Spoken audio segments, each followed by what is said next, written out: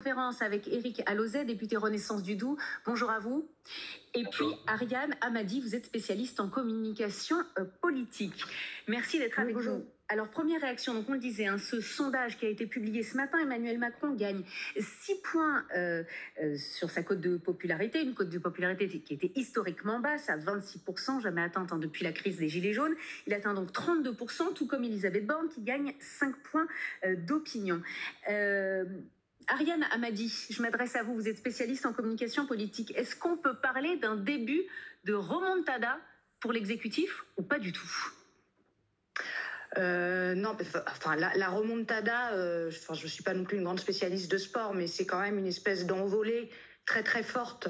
Donc c'est pas exactement ça. En revanche, ce qui est vrai, c'est que ce qu'il a fait depuis en fait son interview des 100 jours, c'est qu'il a essayé de reprendre le leadership sur le rythme médiatique et sur le fait d'imposer les thèmes.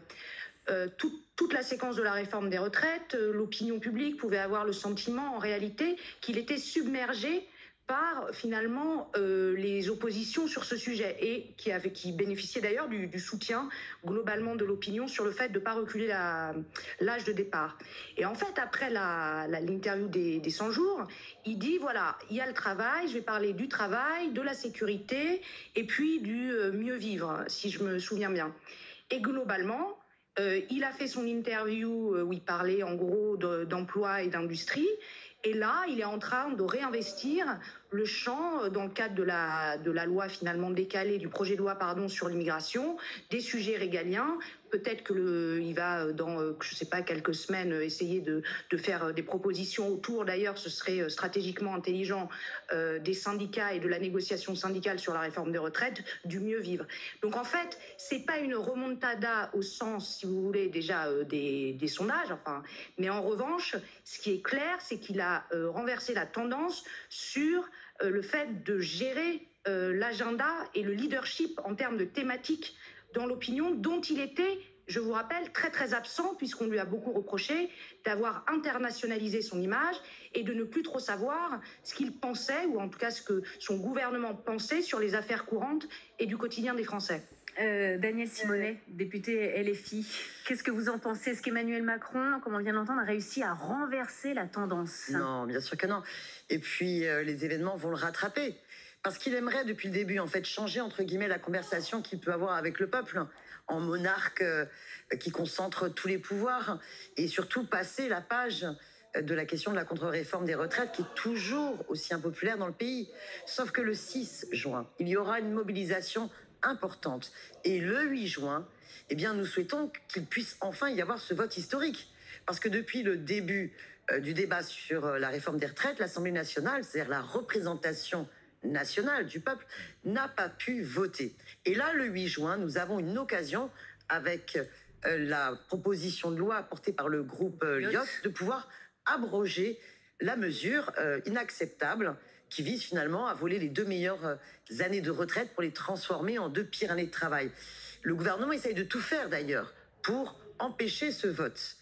Vous avez vu, ils sont aux manœuvres à travers l'article 40. L'exécutif évoque le recours à l'article 40 de la Constitution. 40, mais avec plein de manœuvres possibles. Une proposition de loi ne peut pas mettre en danger les finances, ne peut pas ajouter des déficits. Sauf que la commission concernée ayant déjà autorisé et considéré que la proposition de loi était recevable, la stratégie du gouvernement pourrait être d'essayer de faire en sorte de battre un article pour forcer le groupe LIOT à proposer un amendement et à ce moment-là permettre à la présidente de l'Assemblée nationale de considérer l'amendement comme irrecevable, c'est-à-dire des manœuvres à 10 bandes pour empêcher finalement un vote démocratique. Il faut savoir qu'on n'est pas simplement dans une crise sociale, on n'est pas simplement dans une crise de démocratie, on est dans une crise de régime.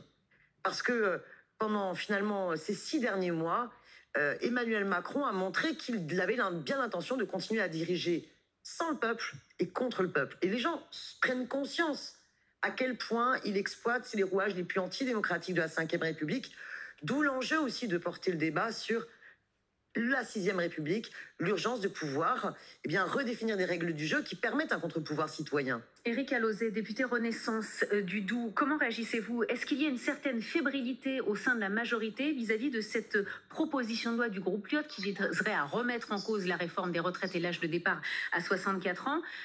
voilà, est-ce qu'il y a une fébrilité de la part de la majorité relative? Peut-être un commentaire sur votre première question, sur les sondages, la remontée dans les sondages du président et de la première ministre. Au-delà des explications, en complément des explications qui ont été données par votre premier intervenant, je dirais deux choses. La première, c'est que je pense que les Français, c'était pas une bonne nouvelle, il faut le reconnaître, de travailler 2 ans de plus, mais maintenant ils ont compris que cette réforme aurait lieu, et je pense qu'au fond de beaucoup de Français savaient très bien que cette réforme devait avoir lieu, et je pense que c'est en partie ce qui explique l'évolution des sondages, d'autant que les Français savent qu'il y a beaucoup d'autres problèmes dans notre pays, et qu'ils ont envie que nous nous attaquions à ces problèmes. Et c'est vrai que le président fait feu de tout bois, mais nous-mêmes, à l'Assemblée nationale, nous avons un certain nombre de dossiers très très importants pour les Français. La loi travail qui viendra à l'automne viendra d'ailleurs non pas solder la question des retraites, mais compléter, et nous parlerons encore des retraites en parlant de la loi travail, de la pénibilité, des seniors au travail, etc.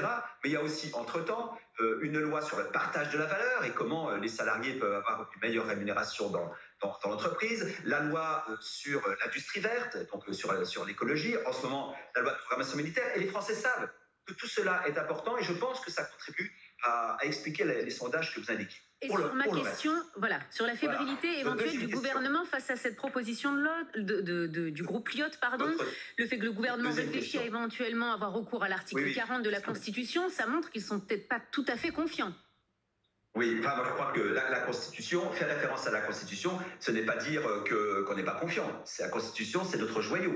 Et je pense qu'il faut dénoncer quand même l'hypocrisie absolue dont Madame Simonet vient de témoigner.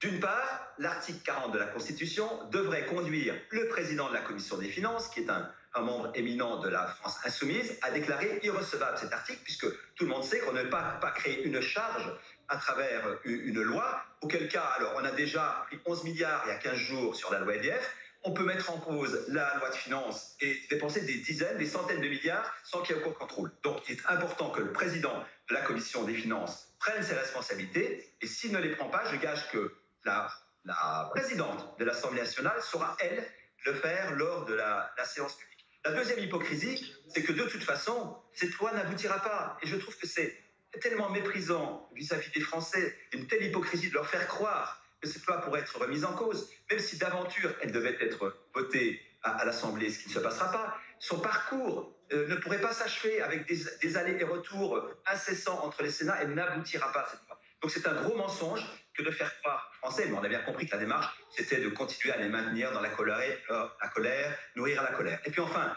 deux autres éléments. On va laisser réagir Daniel Simonet, si vous voulez bien. Et vous reprendrez la parole juste après. Daniel Simonet, une réaction. Est-ce que ce texte, effectivement... Mais non, mais c'est effarant de voir un tel mépris. Nous avons un désaccord fondamental sur ce projet de réforme des retraites qui a été imposé à coup de 49.3. C'est pas simplement un désaccord entre le groupe La France Insoumise et le groupe Renaissance et la Macronie. C'est un désaccord entre le peuple, dans son écrasante majorité à plus de 70%, et un petit nombre de personnes autour d'Emmanuel Macron. Et vous ne pouvez pas, à ce point-là, mépriser ce débat fondamental avec des propos de la sorte. Et oui, la question de la recevabilité d'un texte de loi, c'est quelque chose d'important dans notre démocratie. Un député LFI qui est président de la commission des finances de l'Assemblée. Quelle est la tradition de nos institutions? C'est de permettre aux groupes d'opposition, dans leur niche parlementaire, c'est-à-dire quand enfin notre Constitution leur permet un jour par an de pouvoir être maître de l'agenda, eh bien de leur laisser présenter leur texte de projet de loi. Alors, et Daniel ce texte-là, Simonet, imaginons que ce texte soit présenté et voté, et même s'il était voté et adopté, encore faudrait-il qu'il aille au Sénat, qu'il soit validé. Mais donc, surtout, je veux dire, ça risque d'être quand même compliqué. Sauf que pour une fois, il y aurait un vote.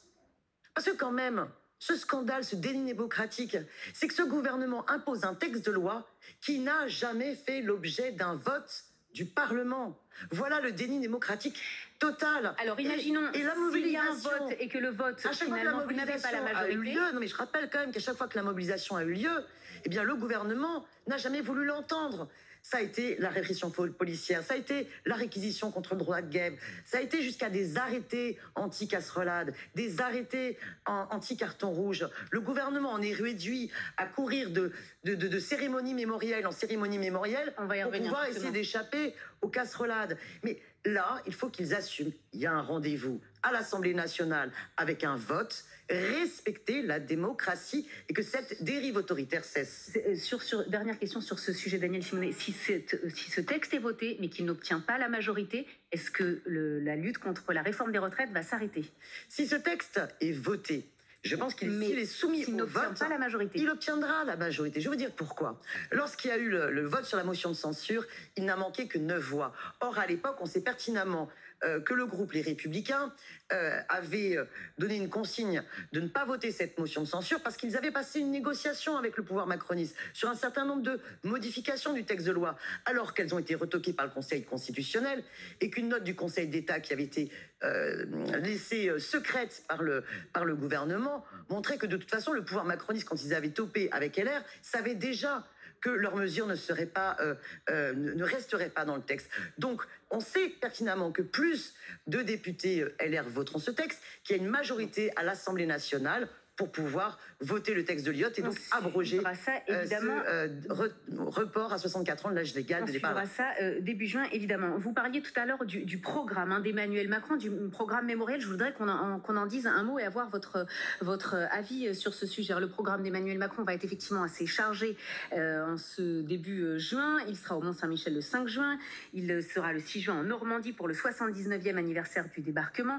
Il sera ensuite le 18 juin au Mont-Valérien pour un hommage à l'appel du général de Gaulle, une séquence mémorielle qui rappelle des thèmes plus régaliens, qui ne se prêtent évidemment pas aux casserolades. Ariane Hamadi, est-ce que c'est comme ça, c'est une stratégie? Il se trouve que le calendrier s'y prête, mais est-ce que ça sert aussi le président dans cette remontée dans les sondages d'avoir effectivement une séquence plus mémorielle, plus régalienne?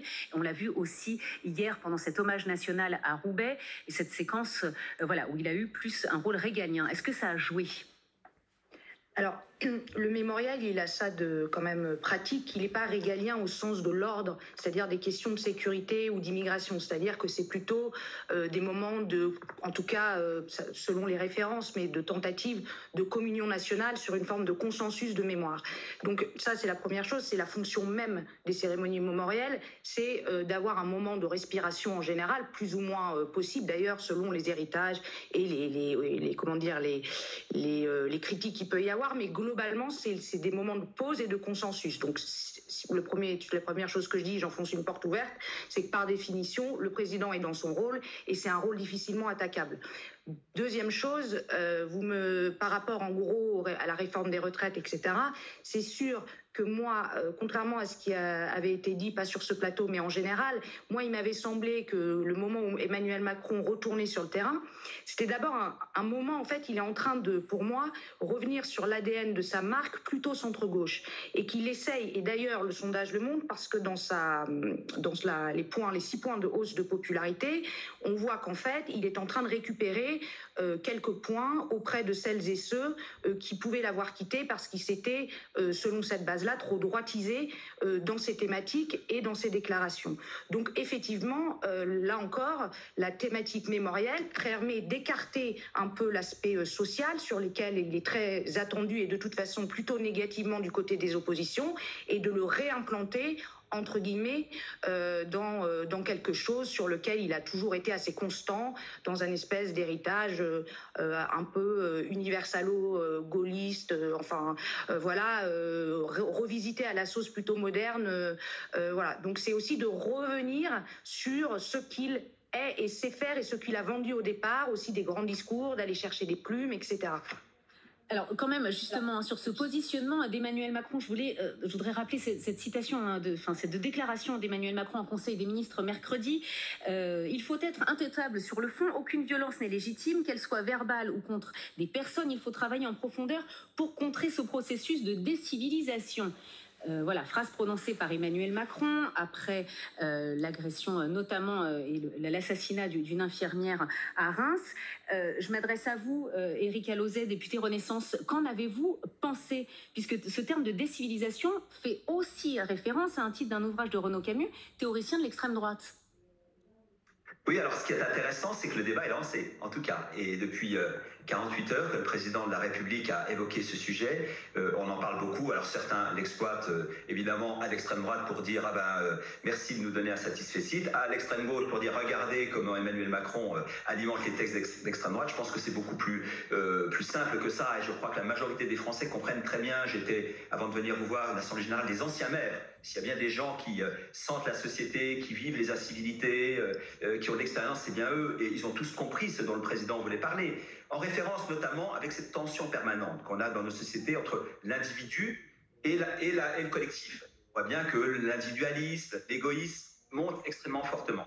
Et les impatiences, les exigences, le refus des règles, le refus du rappel à la loi, le refus des lois même parfois, le refus des institutions, comme on peut le voir à l'extrême gauche dans l'Assemblée nationale, c'est tout ça qui est en cause quand le président parle de décivilisation.